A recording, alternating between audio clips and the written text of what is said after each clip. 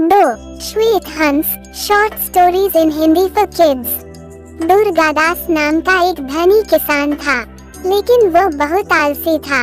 वो कभी खेत देखने नहीं गया और न ही वो फसल देखने गया। उन्होंने अपनी गायों और भैंसों के साथ साथ अपने घरेलू सामानों की भी देखभाल नहीं की। उसने सारा काम नौकरों पर छोड़ दिया। उसके आलस्य और लापरवाही ने घर को तबाह कर दिया था। उसे खेत में नुकसान होने लगा। गाय के दूध से उसे कोई लाभ नहीं हुआ। एक दिन दुर्गादास का एक मित्र हरिश्चंद्र उनके घर आया। हरिश्चंद्र ने दुर्गादास की हालत देखी। उसने समझा कि आलसी दुर्गादास अपना स्वभाव नहीं बदलेगा, तो उन्होंने अपने प्रिय मित्र दुर्गादास की भलाई के लिए कहा, मित्र, मैं आपकी बुरी स्थिति को देखकर बहुत दुखी हूँ। मेरे पास आपकी गरीबी दूर करने का एक आसान सा उपाय है। मैं उसे जानता हूँ। दुर्गादास ने कहा, कृपया मुझे उपाय बताएं और मैं इसे लागू करूँगा। हरिश्चंद्र ने कहा, सभी पक्षियों के जागने से पहले मानसरोवर में रहने वाला सफेद हंस धरती पर आ जाता है। वह भोर में लौटता है। उसे देखना बहुत ही सौभाग्यशाली माना जाता है। जिसने देखा उसे कभी किसी चीज की कुछ कमी नहीं होती। दुर्गादास ने कहा, मैं उस हंस के दर्शन अवश्य करूँगा। हरिश्चंद्र का निधन हो गया। अगली सुबह दुर्गादास जल्दी उठ गए।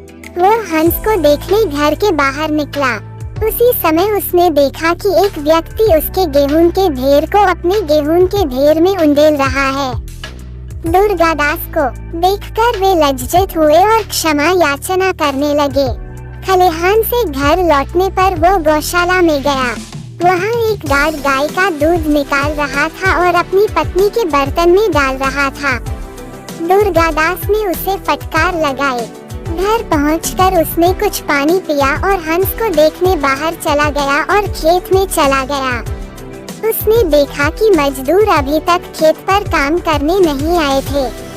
वो कुछ देर वहीं रुके।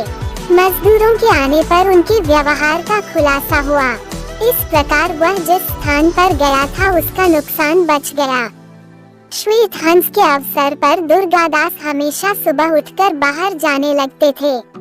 अब वो अपने सेवकों के साथ काम करने लगा। उनसे चोरी रोकी गई। पहले वह बीमार रहते थे, लेकिन अब वह ठीक हैं।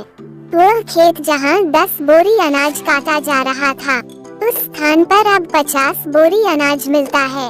एक दिन दुर्गादास का मित्र हरिश्चंद्र उनके घर आया। दुर्गादास ने कहा, मित्र, मैंने आज तक एक सफेद हंस नहीं देखा, लेकिन उसे ढूंढने से मुझे बहुत मदद मिली। हरिश्चंद्र मुस्कुराया और कहा, कड़ी मेहनत एक सफेद हंस है। पंखों को केवल अनुपात की भावना देने के लिए दिखाया गया है।